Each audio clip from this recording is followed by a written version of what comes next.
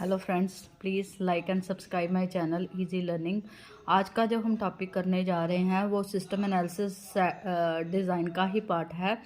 तो आज का जो हम टॉपिक है वो है डेटा एंड इंफॉर्मेशन में डिफरेंस।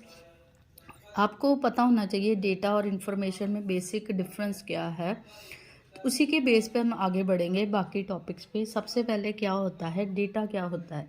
जो हमारी रॉ फैक्ट्स एंड फिगर्स होती हैं उनको हम कहते हैं डेटा कहते हैं। जब हम रॉ मटेरियल लेके आते हैं उससे जब कोई फाइनल प्रोडक्ट बन जाता है उसको हम इंफॉर्मेशन कहते हैं, या जो हमारा फिनिश प्रोडक्ट होता है उसको बोलते हैं इंफॉर्मेशन।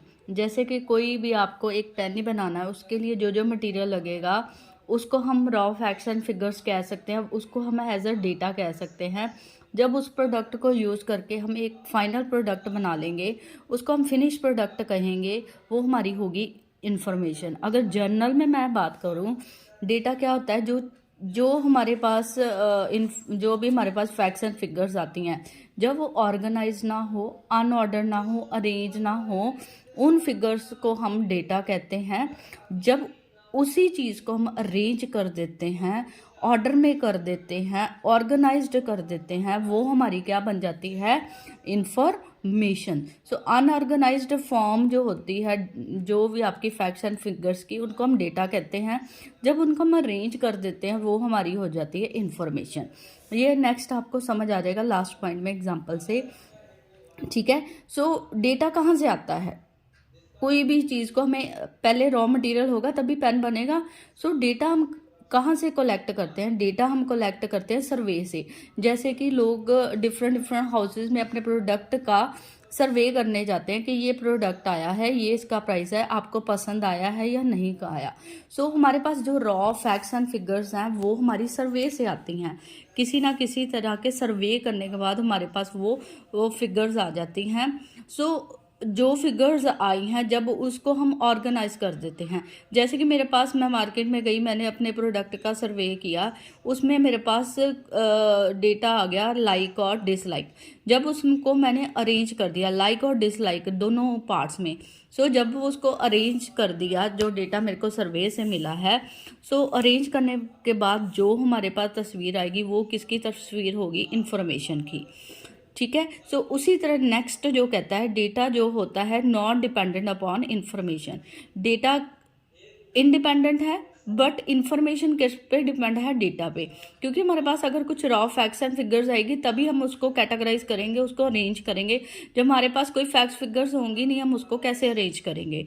सो हम कह सकते हैं डेटा जो है इंडिपेंडेंट है बट इंफॉर्मेशन किस पे डिपेंडेंट है, डेटा पे। उसी तरह जो डेटा होता है अगर वो सीधा हमारे पास आता है उसको समझना मुश्किल होता है, बट इंफॉर्मेशन जो होती है वो मीनिंगफुल होती है, ऑर्गेनाइज्ड होती है, अरेंज होती है, नंबरिंग होती है, प्रॉपर फॉर्मेट में होती है, कॉन्सेप्चुअल होती है। सो उसको समझना, उसकी फैक्ट्स एंड फिगर से एनालाइज करना क्या हो जाता है, इजी हो जाता है। नेक्स्ट पॉइंट यही बता रहा है, इसको डेटा को अंडरस्टैंड करना डिफिकल्ट है बट इसको अंडरस्टैंड करना क्या है, इजी है।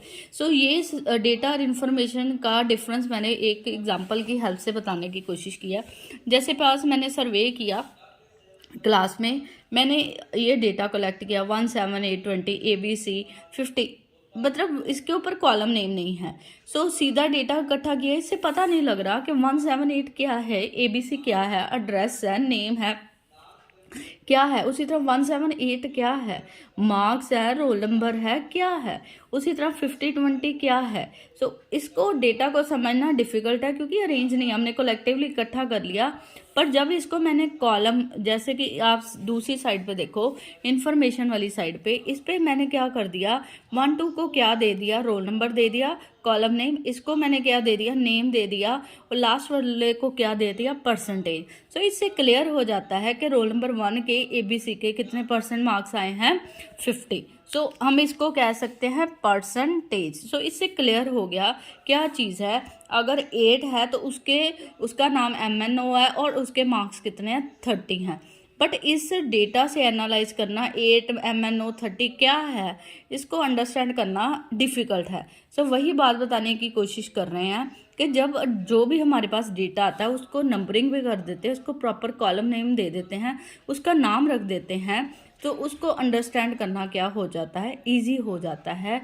So I hope you like the video. Please like and subscribe my channel easy learning, ताकि हम ग्रो कर सकें। अभी तक मेरे 500 सब्सक्राइबर नहीं हुए, तो please help me to increase my subscriber, ताकि मोर इंटरेस्टिंग वीडियो स्टडी के related in short period of time मैं डाल सकूं। I hope you like and subscribe the channel. Please like the channel very much. Thank you very much.